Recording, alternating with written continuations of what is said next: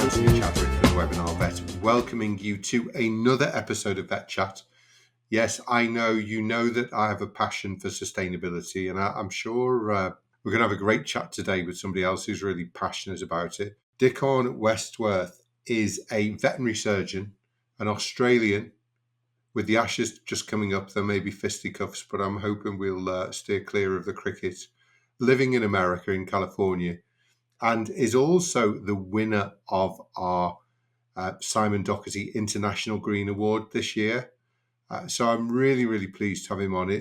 I don't judge the awards, but I was so impressed with all of the work that he's doing in the Animal Care Centre in Sonoma County in California that I was really keen to get him on so that we could learn some of the great stuff that you've been doing at Diccon. But just to kind of introduce yourself, you were a Melbourne graduate, I think, weren't you? Well, you are a Melbourne graduate.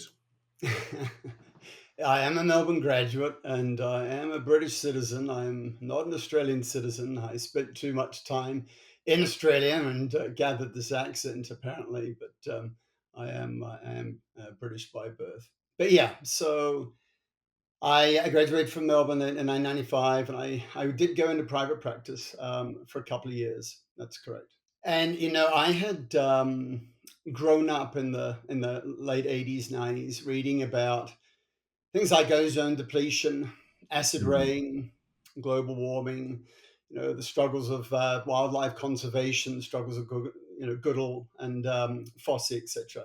Yeah. And I really wanted to work with great apes and go to Africa. And fortuitously, I fell into an opportunity with an RVT from Sydney, Debbie Cox.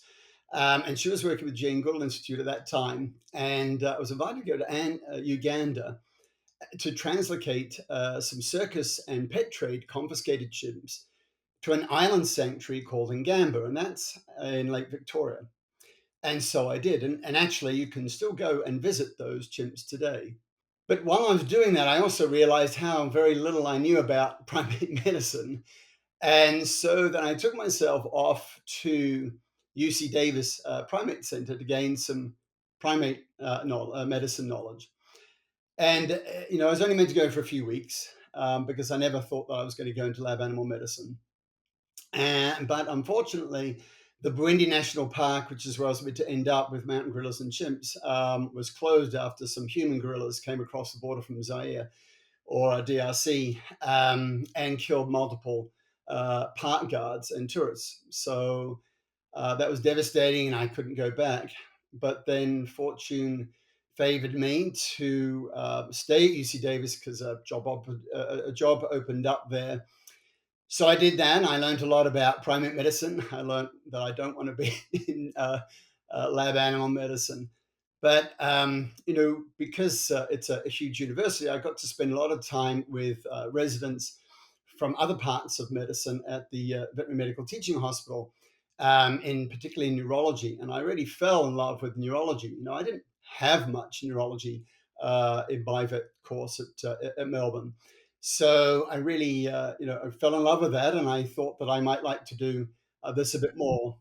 And so I then went through and did a surgical internship and kind of worked my way back into more small animal work and did a residency at UC Davis in neurology. And then went out into private practice as a neurologist and landed at, yes, the VCA Animal Care Center in California. And that's where I've been ever since. Fantastic, Diccon. And it's great. Obviously, we've chatted a couple of times, with you winning the award. We always have that in common because I similarly, during my sabbatical, went over to Burundi, spent some time with the gorillas, climbed Kili, did a few other bits and pieces as well. And of course, it's one of those success stories because I think when I went in 2005, there were 650 individuals. There's over 1,000 now. And I think when Diane Fossey started her work, there were 250. So it's been an amazing success story, hasn't it? And it was such a privilege because you're a little bit younger than me, but we had a program by a guy called David Attenborough called Life on Earth. And he actually spent time, I think he was in Rwanda. And the gorillas came and sort of fell on top of him and things. Obviously you try and keep the separation so we don't spread disease. But it was one of those moments as a young boy that stuck with me. And it was fabulous to be able to actually get a chance to sit with the Habanyanza group. Probably some of the stuff I saw is a bit X-rated, so it's probably not for the podcast, but we can no doubt discuss it at some point over a beer or a wine. But I hadn't realised that you'd spent time with the gorillas in Burundi. And I remember, because they told me about it, I saw quite a lot of guards and army when I was there, and they said, oh, is that to protect the gorillas? And they said, well, actually, it's because the DRC is only a kilometre away, and they do come over and, kill tourists, etc., which is never good. And it's obviously that time that you were telling me about. So, no, fascinating. Thank you so much for sharing that. They are magic creatures, aren't they? Yeah, they really are. And I would just say that the eastern lowlands are really now at risk, particularly due Mm. to some of the problems in that eastern area of DRC. So they need protection more than ever right now. So, yeah, it's still, unfortunately, a huge issue. But obviously, really, from childhood, again in Australia, worried about ozone layers and cancer, skin cancer, and so on. That obviously kind of started the spark, maybe around sustainability and doing the conservation work with the gorillas. But was there something else that made you sort of look at the practice, if you like, and say, "Gosh, we should be doing a lot better here"? Yeah. So, after maybe 10, 15 years in private practice, we have very high level practice. We have a huge amount of disposables. And so, which is not necessarily a good thing by any means. And I just became increasingly aware of not only reading more about the environmental crisis, the amount of waste I generated every day. I was also commuting a long way in my car, and I was reading more about pollution. And I got just more and more concerned about not only the trajectory that I was on, but obviously also that Mother Earth was on. And I even wondered at that point, should I change careers? Should I do environmental engineering, something like that? Mm. And I discovered that there were some great online courses like the IEMA Certificate in Environmental Management, which I then went and did. And I also found out about all these practitioners. So in Australia, like Vets for Climate Action and Angela Frimberger. In the UK, I found out about Zoe Harfacree and Ellie West, etc., and that they were making their practices much more sustainable and reducing their environmental impacts. And I very quickly realized that I could morph my career into more sustainability, even if it was just very much voluntary at the beginning, and stay within vet med. I then started reading more, and I found about all the great work that Colleen Duncan's done at Colorado State University, and then that she was forming the Veterinary Sustainability Alliance, and I was invited to be part of that, which was great. And then even within Mars, initially I didn't realize, but Mars Veterinary Health have been doing a lot. They'd acquired a lot of practices in England, like Linnaeus and Anacura, Mm. and also obviously VCA, Banfield, and Blue Pearl here. And headed by Margot Mosher, was really embracing the move to practicing veterinary medicine more sustainably. So, I guess that's how I got here. It's a pretty convoluted journey, but just keeping your eyes open and ears to the ground, as it were, a prepared mind, etc. You can really take advantage of the opportunities and realize that many people are also doing similar things. And so, yeah, that's how I got here. That power of the network, I think, is really important, because if you feel like you're doing this on your own, you get to the point where you say, well, am I going to make a little difference by, putting in motion sensors and LED lighting into my practice? So I think that community aspect that you've talked about with people like Ellie, Zoe, Margot, VFCA, Vets Sustainability Alliance in America and Canada is really important, that you feel there's a community who share your interest, isn't it? Yeah, I mean it's essential. We're certainly not going to make any change as an individual, but when we all come together, we can make an astounding effect for sure. So Obviously, we get a lot of people listening to the podcast and coming on to webinars and things. And I think part of the problem, even for big companies, I think Mars are doing amazing work, sustainability in a generation and all those things. But I speak to big companies who it's almost, how do we start? How does the journey start? So taking it from that worrying, there's acid rain and there's global warming and there's biodiversity loss. How do we turn that around from look at all the problems that there are in the world to the solutions that we can find? And I'm thinking, particularly for your practice, obviously you'd spent a lot of time thinking about it. Was the green team that was formed early doors, was that kind of really important, or were you on a sort of solo journey for a period before people started going, this is interesting, in your own practice, and started to get the team more involved? So how did that kind of dynamic work? Yeah, I mean, it really started when I realized that a co-worker at my practice, Jenny Sipple, she's at RVT, she's one of the cardiology RVTs at our practice, and she was concerned about a hospital's environmental impact, and she was working on trying to encourage recycling and composting. She'd actually reached out to our local utility, and that utility, that it's called Recology, that recycling utility came out and did a walk through our hospital, and showed us what we could recycle and what we could compost. So she was a really great beginning to that. So we kind of joined forces, as it were. And then with our manager, Jessica Irwin, we really started the ball rolling. And I would say that having support from management's really essential. We would have gotten very little done without it. In fact, I'd say Jessica is one of the most active members on a sustainability team for sure. Hmm. So at the outset, to sort of engender interest, I started the engagement with I did a presentation to the hospital on climate change and the impact of practicing veterinary medicine. I wanted to, provide a baseline of evidence based scientific knowledge and discuss the degree of the problem, why we should care, and then try to go through some methods that I learned about to mitigate the problem by trying to practice medicine more sustainably, and also reach out to them and see what other people might want to do. So a few attended, and those few became the core of our sustainability team.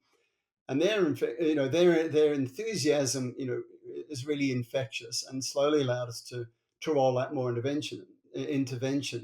And I would say that for anyone listening, making a green team is, or a sustainability team is really important, because trying to implement all these actions, particularly around things like waste, which actually take the whole hospital to do the right thing, Hmm. you really need a group of like-minded individuals to work together. And that core team it's really good if you can have multiple different sectors of the practice involved. We have me as a veterinarian, but we have lots of RVTs. We have quite a few CSRs, and obviously we have management as well. And that's been really important and can enhance that collaboration, coordination of resource, etc. And particularly when you have great leaders and influencers like Jenny, implementation by general staff is going to be much easier, because an action then seems more like a good suggestion when it's coming from a peer, rather than like a chore or a demand, when it's from a superior. And some of the pushback we often get is, well, how's this going to make it better, or is it going to detract from our ability to provide good medicine? And I always emphasize that the role of the team is not only to facilitate the transition to sustainable methods, but also provide optimal patient care. So, it took us a while to sort of get the team really rolling and organized, but we now have monthly meetings. We try to divide up assignments and roles. We really still try to hold each other accountable, but then set and manage expectations. And Jessica's really good about that. And then we try to provide resources, time and space. And the other really important thing always is to listen to the feedback of staff. What works and particularly what doesn't. Implementing their ideas can really help drive engagement, that buy-in, that sort of sharing ownership, which empowers. And so we also, even for those that want to do it anonymously, we have a suggestion box in our break room. And then another way we've done it is also by engaging some of our sister hospitals in the region. So that's really helped us have broader reach and help. And even if you don't have, you're not in part of a corporate practice, you could just reach out to your local regional association or medical society and do the same sort of thing. So yeah, that was really important parts to creating a green team. I like Diccon the way that for me, what's really important is you can have a green team and you can talk about it a lot and everything, but there has to be action. And, recycling can be really difficult. And we do throw quite a lot of stuff away that we could probably recycle. I've just had a carpet change today and it's been really nice. The old carpet's gone, that's going to be reused. I've bought the carpet that I bought has been made of plastic bottles, so it's recycled. The underlay is recycled as well. So we need to start thinking in a more circular way. But I love the little ideas that, and this is where I think we benefit from being together. The suture material and the scalpel blade covers. They're aluminium. Crunch them all together, and aluminium is so recyclable that just to throw it in the bin is, it's a sin. It's a waste, isn't it? Yeah, I mean, absolutely. And so, these actions, you can have small actions which can actually build. And if everyone did it, you have hundreds of thousands of hospitals around the world doing it. That's a big impact, right? So, yeah, Yeah. your aluminium is a great example. So at our facility, Recology, actually our green team went out there recently and toured the facility. It's really an amazing facility. It's a materials recovery facility. They have optical sorters. They have eddy currents for aluminium. They have magnetized pieces for for steel and other magnetized metals, etc. And it's a phenomenal plant to go and witness in action. But yeah, so those aluminium balls, what we found out is that the covering for a suture material or those scalpel blades, if you just have tiny pieces, they can get lost in all the rest. As if you've got commingled recycling, just kind of get lost in cardboard and other things, and doesn't get appropriately segregated. If you make them into like tennis ball sized balls, it's about the same size as the diameter of a Coke can, then that can actually be really readily segregated. And we watched this happening as we were there. And their aluminium cans are 98 to 99% recovery on aluminium cans, which is astounding. And all those cans basically go to make new cans. It's a very, very Circular process. segregated process there. So yeah, that's one of them. But I'd say that we do need to move on and look at much larger things. So something that we did at our practice is that we engaged with our local utility that provides our electricity. I have 100% renewable, zero carbon electricity at my home, and I knew that there was that available for the hospital as well. So we talked to them and we managed to engage with them. And now our hospital runs on basically ultra low carbon because some of it's geothermal, but solar electricity for our entire hospital.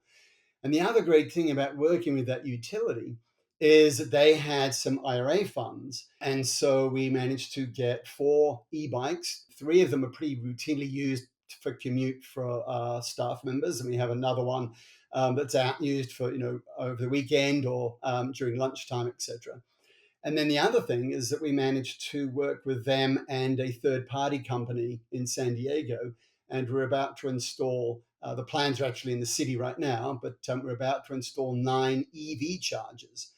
And our staff and our client commute for our hospital is about 30% of all our carbon emissions. So we now have probably 6 or 7 people that drive either EVs or plug-ins to our hospital. And so as we're trying to ramp up, transition away from gasoline cars to more electric vehicles, particularly for these practices that don't have a lot of access to public transport, etc., like ours, unfortunately, Mm. then this can really help us reduce our carbon impacts as well. So, I could go on and on about all the things we've done, but it is important that people understand that there's so many things. You can replace your gas water heater like we did with a heat pump hot water heater. You can transition to reusable materials like even cloth surgical hats or sterilizable, surgical tins. You Mm. can do a lot more and better recycling. We're working with Mars right now and a specialist group called Rubicon, which are allowing us to recycle way more of our medical grade plastics that otherwise would not be able to go to commingled recycling. So, and then one last thing that a lot of people don't really realize is that, you know, even after life, these bodies actually create a lot of carbon. And so cremation actually is a pretty egregious carbon source. And so something we've also done with a group of other hospitals is go to aquamation. And if your listeners don't know what aquamation is, it's called resonation as well. And it basically uses a hydrolysis process using water, a light alkali solution, and some pressure and heat. And the bodies are broken down. And if it can all be electrically supplied, the power, and if that's zero carbon as well, this can be a very, very, very low carbon Mm. way of disposing of those bottles. So there's lots and That's lots of fascinating. ideas out there. Yeah, I mean, I think for practices that low hanging fruit, we could start talking about alkalizing the bodies, but it's not something I've heard of apart from your practice. Obviously, it is something happening in America. Certainly in California, beautiful sun. Obviously, in Australia, I've just come back from a small tour there, and 40% of veterinary practices are solar powered. And yet, when I mention, oh, I've had solar in my house for the last 18 years, people go, oh, in the UK, in the north, in Liverpool. But of course, and particularly with the battery added now, over the last 2 years, I've halved the carbon that the house is emitting. I've put in induction hobs instead of gas. So I've started to take gas out of the system. There's still some gas for heating. But it amazes me that not more practices try and put solar on the roof because, of course, you have to pay it back. And of course, there's a return on investment. But nobody talks about return on investment as much with a gas boiler or with a X-ray machine. I think it is sometimes language comes in, and some of that comes from places that perhaps aren't as keen on us having energy independence. So for me, the solar is a real opportunity for ordinary practices to kind of almost immediately probably halve their carbon from their inputs from the practice. Yeah, I mean, I think solar is a huge one, and a lot of utilities. That's why I said, for our utility, it's a lot easier just to buy electricity at a cheaper rate. So, for instance, in Australia now, in three different states, you can get electricity basically free between, I think it's the hours of 11 and 2, something like that. It's about 3 or 4 hours a day. And they're really trying to encourage people to use that solar because otherwise it's just curtailed. So I don't want to get into the details of Yeah. electrical utilities, but there's so much solar power in California right now that you have this huge bubble of extra electricity that can't go to the grid because you blow the grid. Yeah. We don't have enough storage yet. And so that's curtailed. And yet, if we use that electricity more during the day, so how can you use electricity more during the day? Well, things like getting those EV chargers. If everyone that drove to work and everyone that visited your practice had an EV car with a battery, and instead of charging at night, they charge during the day, imagine how much more less carbon you'd have to Mm. use, and it's at its cheapest time. The other things that people don't realize is that if you put the solar panels on the east and on the west, then almost you could almost do it perpendicular. They've got some really good studies showing that you can then have solar really coming in, particularly in the middle of summer, as early as 7 o'clock in the morning and going away as late as 7 or 8 o'clock at night. So there are Mm. so many ways to do solar better. Yeah. And then, no, not to totally bore everyone, but when it comes to power batteries, we often think about, oh, everything's cobalt and nickel. It's not. My Tesla has no substantial amount in its battery of cobalt and nickel anymore. It's a ferrous phosphate lithium battery. And a lot of batteries now are morphing to more sodium based, so not as much Mm. lithium. You've got hydropower, you've got heat thermal sources, you've got Mm. flywheels, you've got big pressure caverns. There's so many different ways and technologies that people need to realize that they don't need to worry about is there going to be enough technology to allow us to save all this power that we're generating from solar and wind, etc.? There absolutely is. And it's moving so quickly that it's hard to keep up with all the different Yeah. innovations. So you're right, we can absolutely move to a zero carbon economy very, very quickly. The technology's there. We just got to go out and embrace it.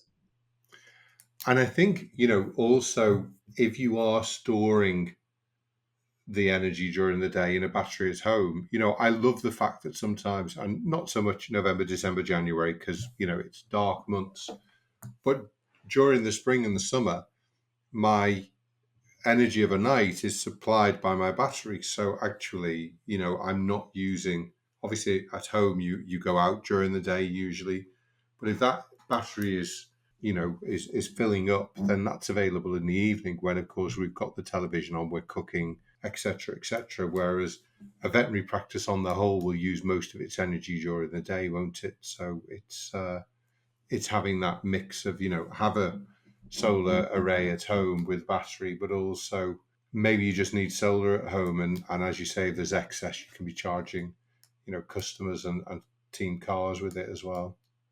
I just wanted to ask you a couple of things before we finish, because we could talk for hours. We're both very interested in this, I know.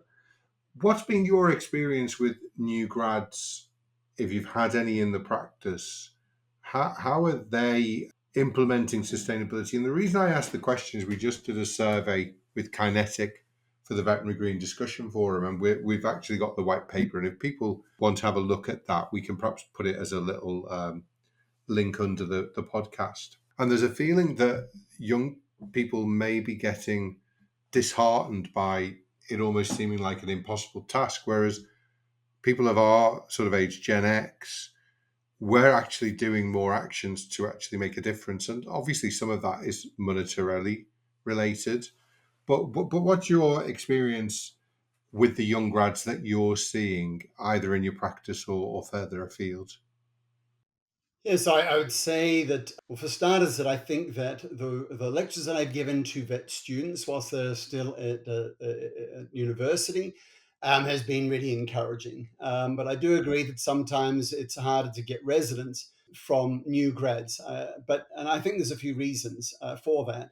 And yet I think it's essential that they're the ones that, because they're going to come out, as with all vet education, it's those grads that go into a practice with new energy and thirst for gaining experience, don't they? They impart the latest veterinary knowledge and can really Mm, foster growth at the standard medicine and surgery. And I think likewise, new grads can really be that conduit to spreading the world in veterinary medicine and making it more sustainable.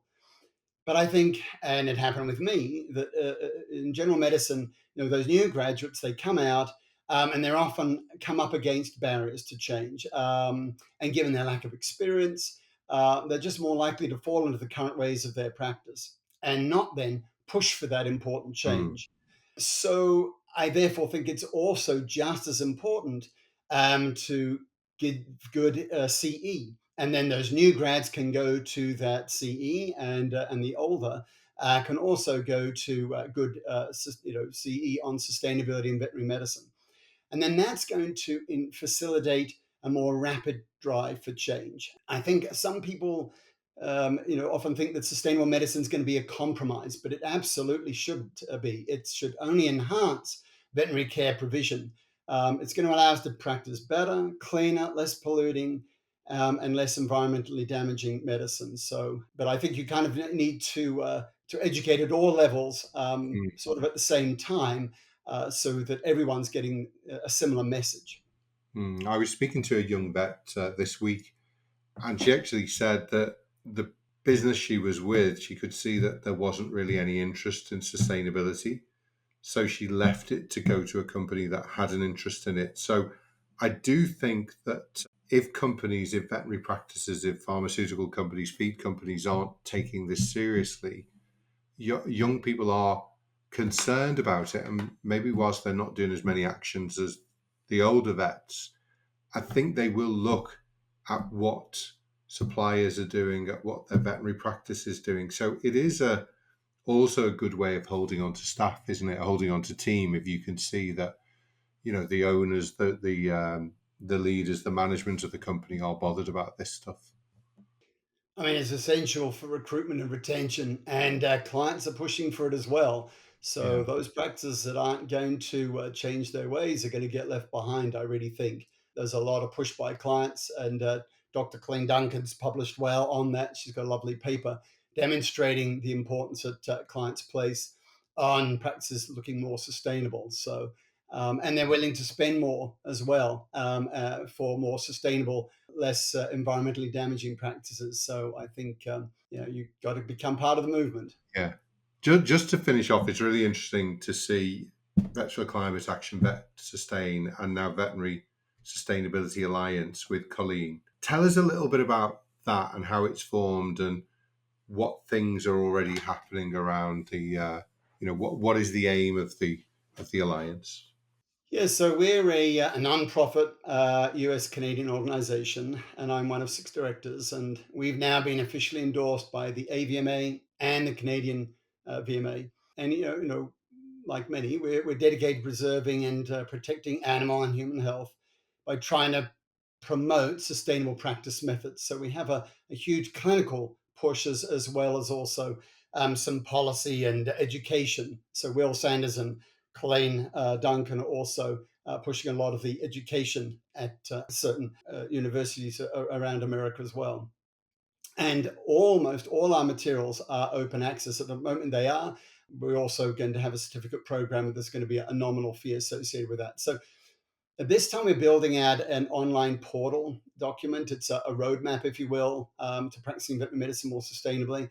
And we've kind of launched this short course called Pathways to a Sustainable Clinic. And we actually have 4 webinars that we did for the Canadian Veterinary Medical Association earlier this year. And now we're doing ones for more webinars for the AVMA. We have created a US carbon calculator for clinics in conjunction with Terry-Ann Carrier, who was a master's student at Colorado State University at the time. And so we can account actually for scope 1, 2, and 3 emissions to the Mm, best of our ability using EPA based emission data. And then we're just about to release the first part of a clinic certification program called the Green Paw.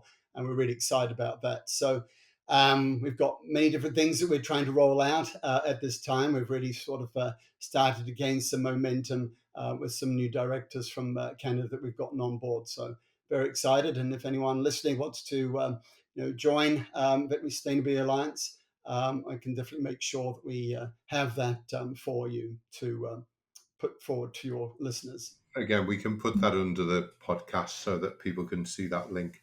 It brings great hope to me when I hear about things going on, in Australia, in UK, Europe, and in America and Canada. And I guess, my attitude towards of this is that we can still turn the ship around and we can still make the improvements that we need to. Obviously, I think there will be mitigation things that we have to do. The flooding that we're seeing is becoming more common. Natural disasters are more common. And so we have to see how can we use wetlands to protect against that, mangroves, etc., things that we've been grubbing up. How can we bring them back? So, I am a man of hope, but I suppose as a final thought, would you say also you're a man of hope as well? Of course we have to be alarmist, but where do you think, as a final word for people listening, what do we need to do and what should our attitude be to making things happen? Yeah, so I would say, just from your word before, it's okay to be alarmed, but don't be an alarmist. Hannah Ritchie really drove that home in her wonderful book. Don't despair. We Mm. just haven't got time for that. Engage, be inspired, take control, have agency. It's absolutely in our hands. We have the technology and it's up to us.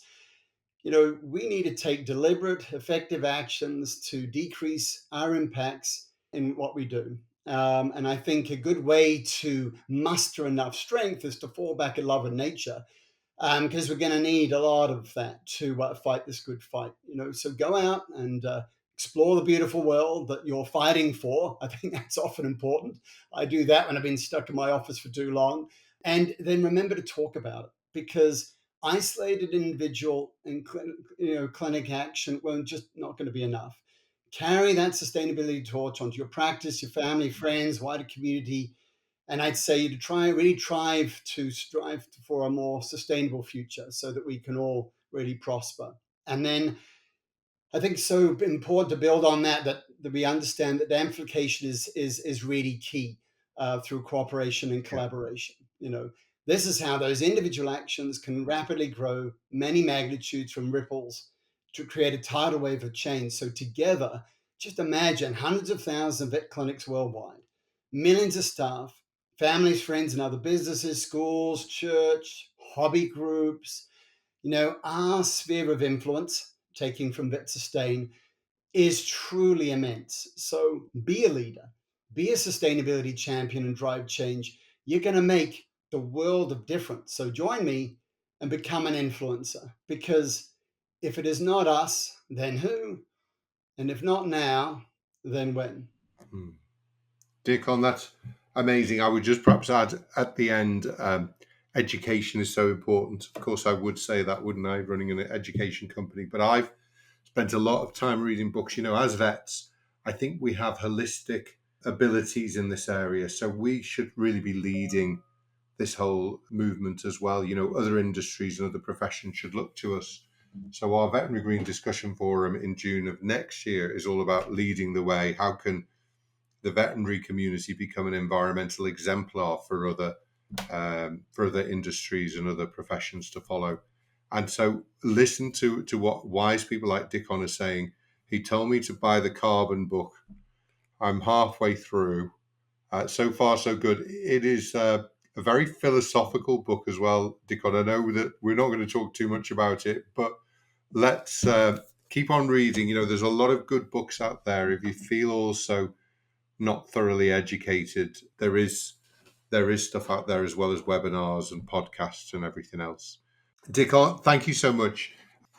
What you've done with the award, what I could see that you'd already done has been inspirational. It's been great speaking to you on the few occasions that we've managed to catch up, and particularly today. Feels very hopeful, feels very inspirational. And I hope that people listening have been similarly inspired. So thank you so much for agreeing to come on. Well, thank you very much, and thank you for the wonderful award. I'm very grateful for this opportunity. Thank you, Diccon. And thanks everyone for listening. It is such an important area. I know that we need to know our clinical things, but I think as vets and nurses, we can do so much as influencers in our practices and, as Diccon said, further afield. So hopefully see you on a webinar of whatever description or podcast very soon. Take care. Have a great rest.